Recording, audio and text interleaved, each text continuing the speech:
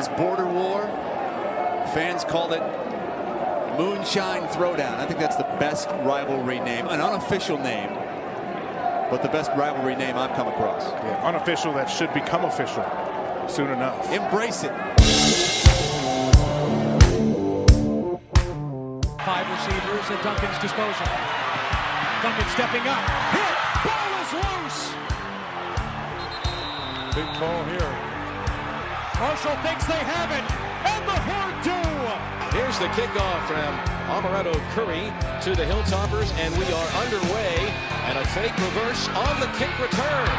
And here comes Townsend down the left sideline. What a way to start it for Western Kentucky on the road. And it is an opening touchdown return. And just like that, the Hilltoppers strike first. Justin Rohrwasser to try to win it for Marshall from 53 yards out. It's got the leg. It is good! And the perfect season continues for Justin Rohrwasser. Goes for 2. Going for the win. Western Kentucky going for the victory. Rolling to his right. Quick strike. And they did it! Western Kentucky has ended the perfect season into the hands of Willie McNeil. A shocker here in West Virginia. And it is over for Marshall. They end the regular season 11-1. Welcome back to the Moonshine Throwdown podcast. Big game on the slate for the Tops this weekend. Big Ten foe Indiana is coming into the Houch for, a game that could really turn the season around for the Tops. Not like it's off the rails or anything, but if they get a win this week, man, that's going to perk a lot of people up as far as how good Western Kentucky can be, something we've been saying from the get-go. Indiana, I don't know what to think about them, Steve. They played Cincinnati super tough. That's a game they could have won. They kind of got blown out by Iowa in week 1, and they sandwiched in a win against Idaho. So they're 1-2 on the season. Somehow the power index is a little bit kind of like a coin flip for the Tops. Last time I checked, which is, I had a little bit of a brain fart last week. I started prepping for this game, and I was like, wait, that's not till next week.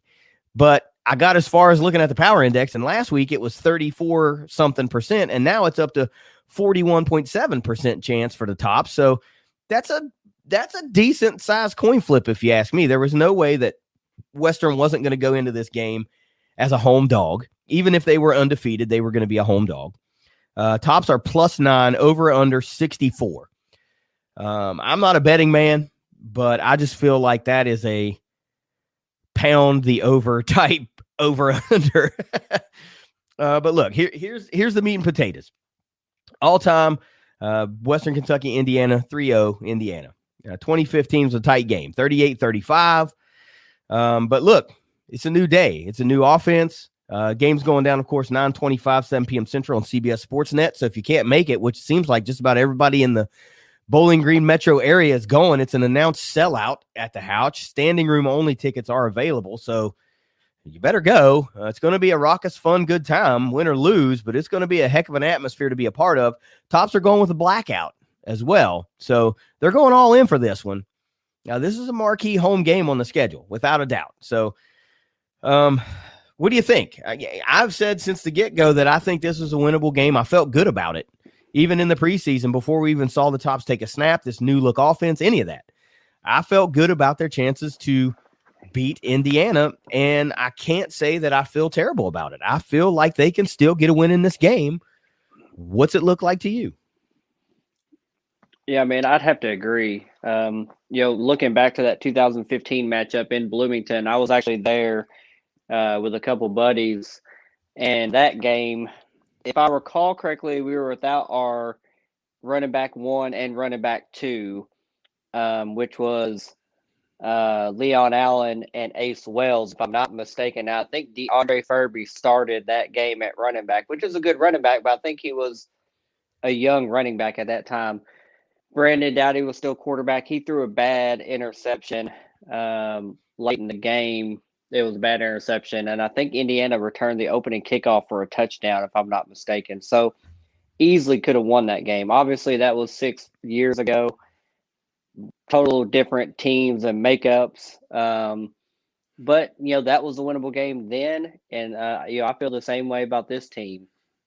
Indiana came into this season ranked, however much weight you want to put on preseason rankings. They are a respected and good team, no matter how you want to look at it. They have a good quarterback. They have a good offense. They're well coached. They have a lot of good athletes just up and down their roster. But they did take that loss to Iowa pretty bad. That was a tough game. Iowa was also a ranked team. Beat Idaho. And then I watched most of the game against Cincinnati this last Saturday. Cincinnati is also a top 10 team, if I'm not mistaken. So that's a good opponent. But Indiana was right there and had every opportunity to win that game. They were driving down late with the possibility of taking the lead late into the fourth quarter and fumbled. The running back had the ball peanut punched from him. So they're still a very good team. No matter what their record may say, there's talent there. They have a really good quarterback. But it's not a game that Western is looking at as, we can't win this. But we should know that we have to come out the gate faster than what we did against UTM. The first 2 or 3 possessions were no points. What we did against Army, the first 3 possessions were no points. Honestly, that over might be smashed by halftime. If things go how I think they can and will and should go, that over will be dang near hit at halftime, in my opinion.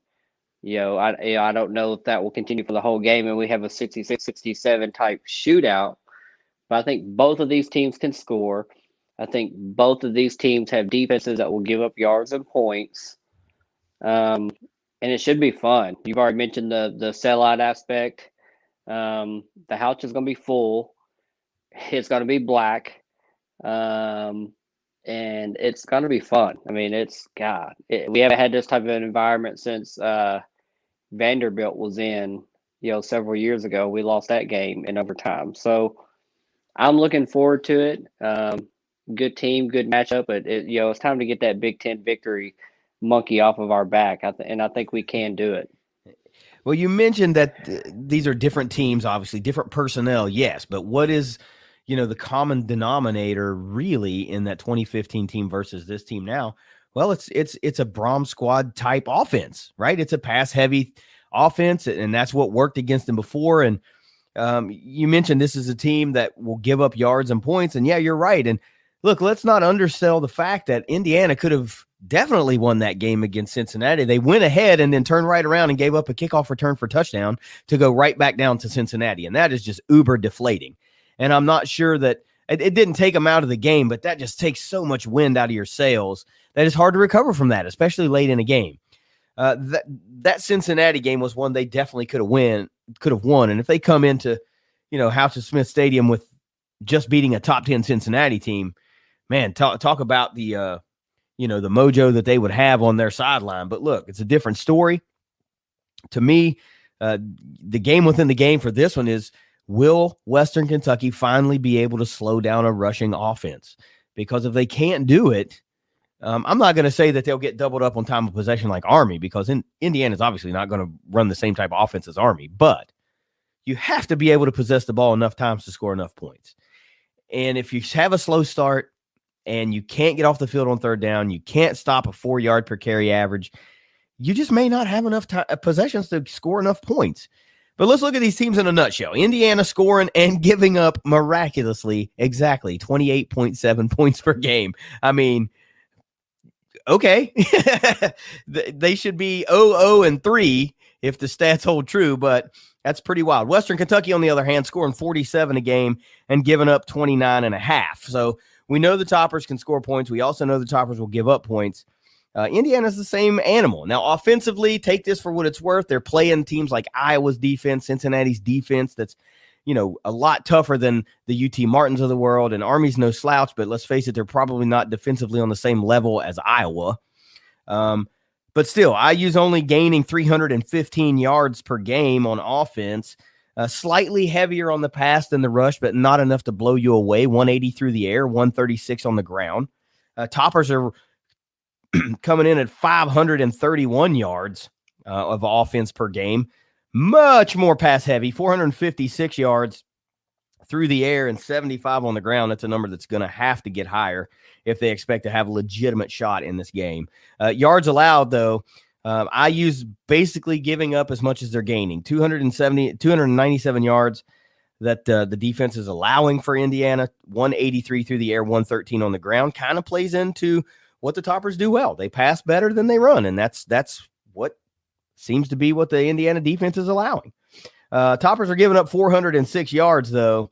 And, of course, these numbers are a little bit skewed, especially the rush yards. 136 through the air, 270 per game on the ground. But, you know, as long as Army's on the schedule, that's going to be skewed a little bit. But still, Western's just going to have to play a stellar game defensively. So, look, let's talk about the players to look out for. Of course. Everybody knows the quarterback, number 9, quarterback Michael Penix, 6'3", 218-pound junior. Look, a theme you're going to see here, these guys I run down, very senior heavy. This is a team that's played a lot of ball together, very, very senior heavy with these impact players.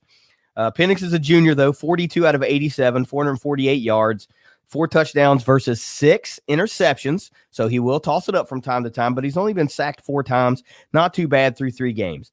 Running back number 5, Stephen Carr, 6'1", 215-pound senior, 62 carries, 227 yards.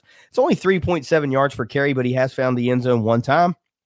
And then a couple of wideouts, both tied for the team lead in receptions with 11.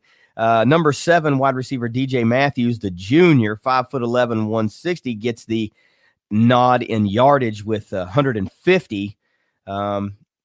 And then number 3, wide receiver Ty Freifogel. What a cool name that is. 6'2", 205 senior, 126 yards for him, and he's found the end zone once. Matthews has yet to find the end zone. Between those 2 guys, that's 50% of Penix's completions.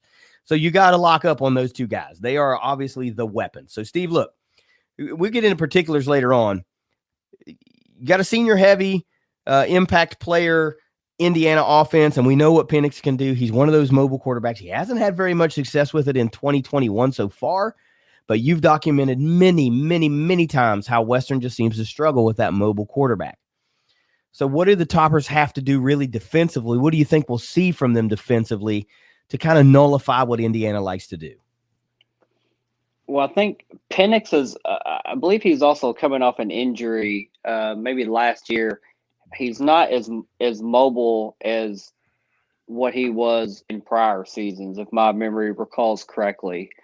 You know, last year, you know, he just had a bananas season, and he seems a lot more erratic this year. And the interceptions number kind of leads me to believe, you know, that is very true. And even when I was watching him play, he had some throws I was just like, ooh, you know, that's not good.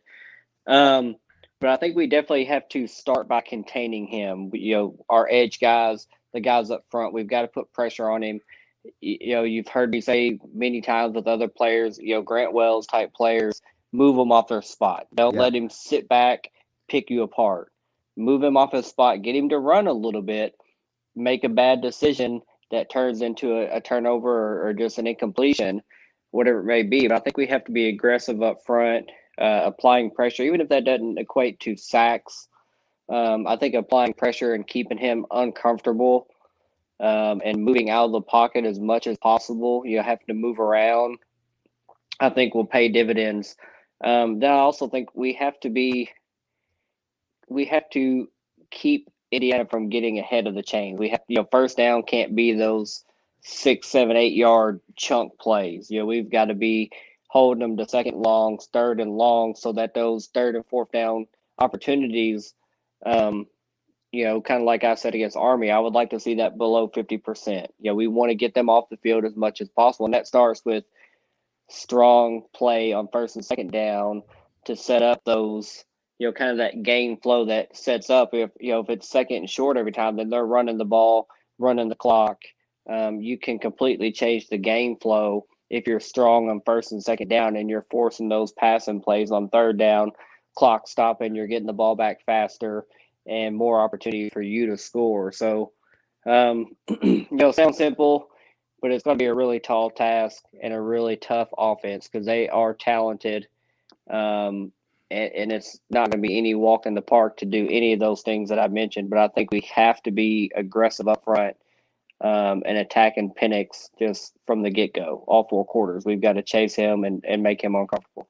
Yeah, it looks like maybe quarterback hurries more so than sacks are going to be, the recipe of the day, because you're only giving up 4 sacks through 3 games for Indiana. It tells me they've got a pretty good offensive line that's good of keeping guys off the quarterback. And maybe that's a little bit of other stuff like Penix getting the ball out quicker. He's just elusive enough to avoid that sack, whatever the case may be.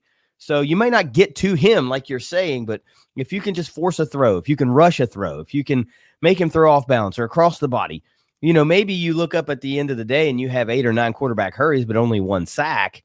That might be enough to get it done. It may be. But anyway, you slice it, pressure has to occur.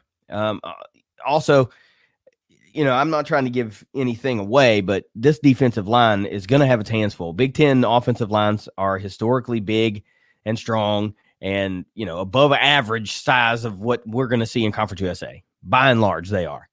And this defensive line is going to have their hands full. So you're going to have to see those bookends for Western have a great day. That's going to have a exponentially beneficial effect on how well the defensive backs can make their moves and how well the linebackers can swarm to the ball. If Jones and Malone and the rest of the defensive line can make some plays, make some extra plays, it's going to help out tremendously. But look, let's talk about Indiana's defense now. Quartet of guys that I wrote down. Through 3 games, nobody really has blow you away stats. So they share the wealth a little bit. A lot of guys are involved here, but I wrote down 4. Again, just like with the offense, very senior heavy. Number 10, defensive lineman Ryder Anderson, 6'6", 266 pounds. Good golly. Senior, 18 tackles, leads the team for the Hoosiers, 13 of those solo, and has 2 sacks. Number 0, defensive back Raheem Lane II, 6'1", 200-pound senior, 17 tackles, 10 solo, 1 forced fumble, and a pass defended.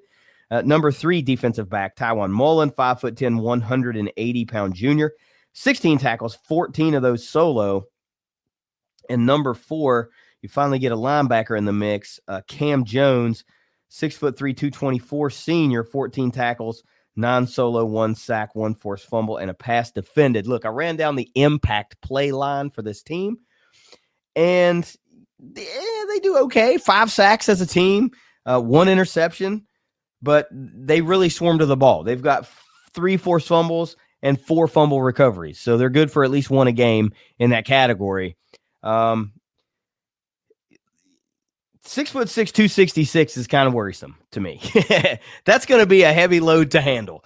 So whoever's tasked with blocking Mr. Ryder Anderson, man, I hope you have studied film and ate your lunch and dinner, because it's going to be a tough task. I would not envy anyone having to block a defensive lineman 6'6", 266. So, Steve, look, offensively, we know that the Toppers pass, 80% of the time, if not more. I don't expect that to be any different. Why would you? You're going to go with your strength in this game because, you're not trying to reinvent the wheel. You want to give your best effort to try to get a win. But other than saying, well, we're going to pass a lot, what's the recipe? What do you think? What do the Tops have to do to seal this win?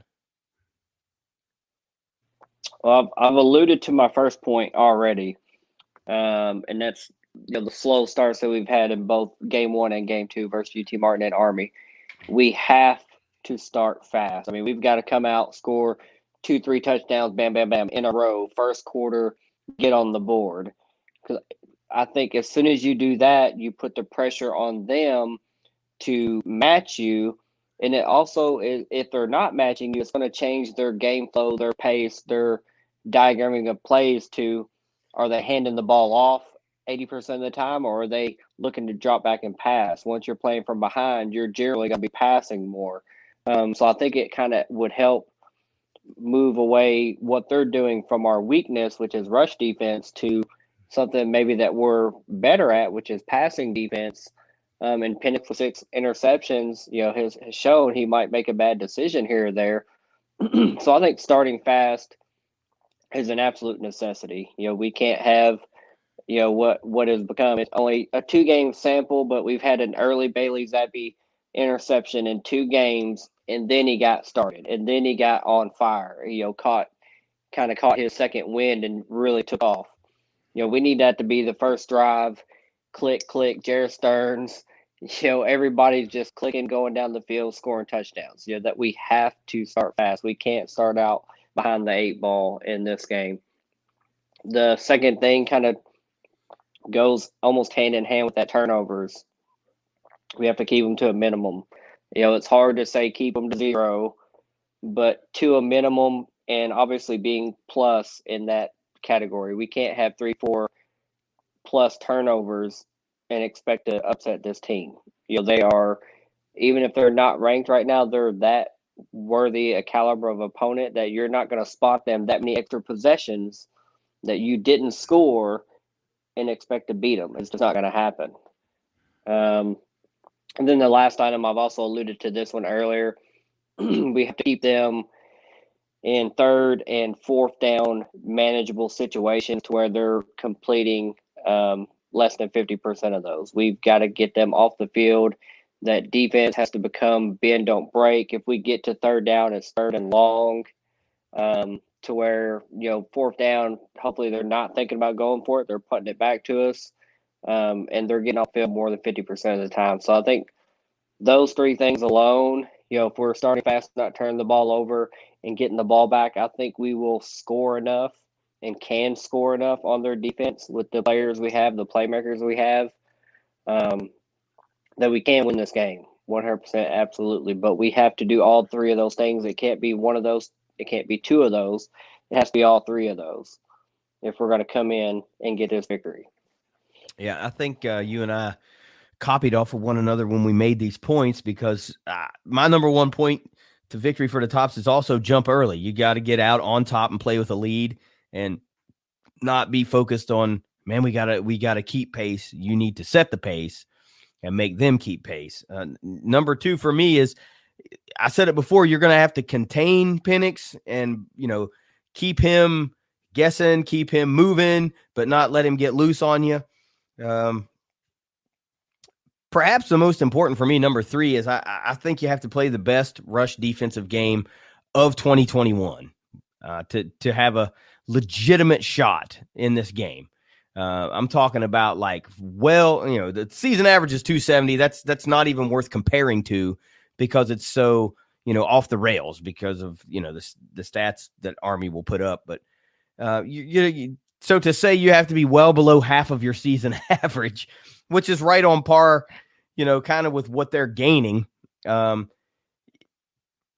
That's got to be a thing. And on top of that, to couple along with the fact that you're going to have to play the best rush defensive effort of the season, is you're going to have to capitalize on other defensive opportunities. So if Penix throws one up for grabs, you can't drop the interception.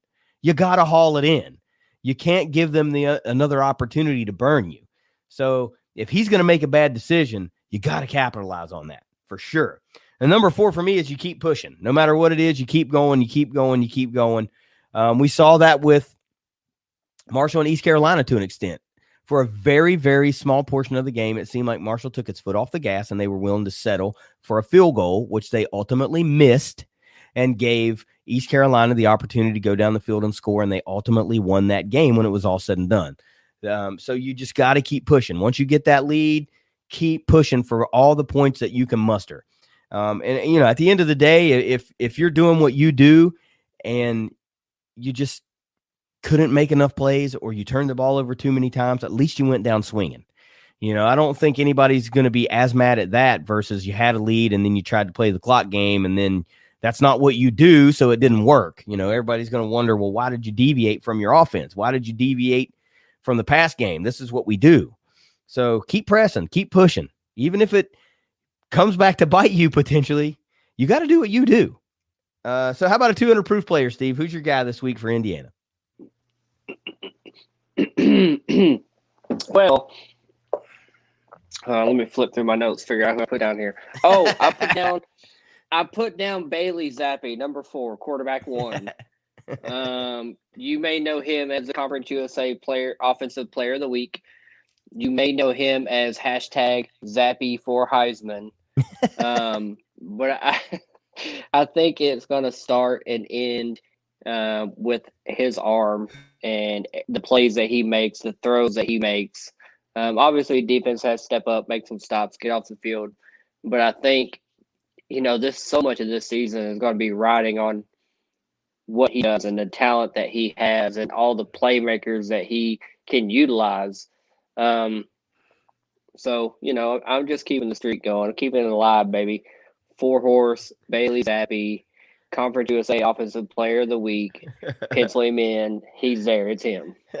Death Taxes and Moff's 200 proof player, Bailey Zappi. Look, it's mine too. I mean, until somebody else proves that, he's not the key to victory every week, then he's the key to victory every week, period. I mean, he's the main cog in the machine. I mean, it all revolves around him. The offense is built around his ability, obviously. So he's going to have the best game in order for the Tops to get a win. So give me Bailey Zappi as well. How about a score prediction? Are you going with the home dog Toppers to pull out the dub? Yeah, I mean, in these type of games, I really, really go by my gut feeling a lot. Like I just knowing what we know about this team, how they played, knowing what we know about Indiana, red goggles aside, obviously I want us to win. Sure. Obviously, I think we can win. But usually in these type of games, I remember playing Tennessee a few years ago or Vanderbilt or UK. Like, I was like, well, I want to win. We can win. But in my gut, I'm like, I just don't think we're going to win. Yeah. Even though we did win some of those games. I don't have that feeling. Like, I don't have that gut feeling saying we're not going to do this. I think we can do this. And call it red goggles, call it Homer, call it I'm the guy wearing red on this podcast. Call it whatever you want to call it. I think we can do this, and I think this would be a statement victory for the team and for the program. So I went with 49-48 Hilltopper victory by 1. Book it. Damn, he's going 90-plus points in this. He's just dominating the over. Steve must have money on this game. That's all I'm saying. Look, I like the Toppers to win, too. I felt good about this game all offseason, and I still feel good about it now. I just do. So give me the Tops 38-30. I don't like them to go no 50 burger like you got them almost going, but give me 38-30. I think they make just enough plays to get it done. Maybe a late turnover by Penix or a late fumble kind of puts the game on ice a little bit, gives Toppers some breathing room. But look, you're right. This is a potential I don't want to say program-defining win, but it would be the Toppers' Big Ten first win over a Big Ten team, if I'm not mistaken. You got a sellout crowd. You've got, there's even though I think everybody by and large loves the fact that Tyson Helton is the head coach, this is one of those things that would hush a lot of those people that still want to be rumbling that rumble. You say, oh, okay, well, we beat Indiana. Well, let me pipe down for a minute. And to that end, it would also make a lot of people go, oh, crap. Maybe we better take Western Kentucky a little bit more seriously now. Geez, we thought we had that penciled in for a dub. I'm looking at you, UTSA. I'm looking at you, Middle Tennessee. I'm looking at you, whatever. So, yeah, this would be a big time win. It would raise – I don't think we can raise the perception of Conference USA right now. I don't think that's going anywhere. But it would still be a marquee victory for this conference without a doubt. So give me 38-30, combined over-under of 68, also beating the over. Steve, final thoughts time. What do you got this week as you head into a wicked cool blackout sellout crowd at the Houch on Saturday? It's funny you bring up MTSU because their quarterback 1 just quit. They suck so bad. Yeah, I saw that. He just transferred in from NC State. Remember, he was like Phil Steele's third team preseason all-conference QB or something like that, and he bounced. Imagine sucking so bad that you quit after 3 games. You suck so bad. No, not to go off on that tangent, but yeah, this is this game. I mean, it's shaping up to be fun. 7 o'clock kickoff. It's gonna be a long day, and they just announced today that if you have a ticket to the football game, you can get into the volleyball game for free at noon. So we're not only going to pack the couch. We're not packing the couch only. We're packing the diddle for the top 25 volleyball team program that we have. So volleyball game is going to be huge. They're just rolling through everybody this year. And then the football game, tailgating, getting to see everybody, shake hands, kiss babies, do all that fun stuff. Blackout crowd, drink enough till you black out, and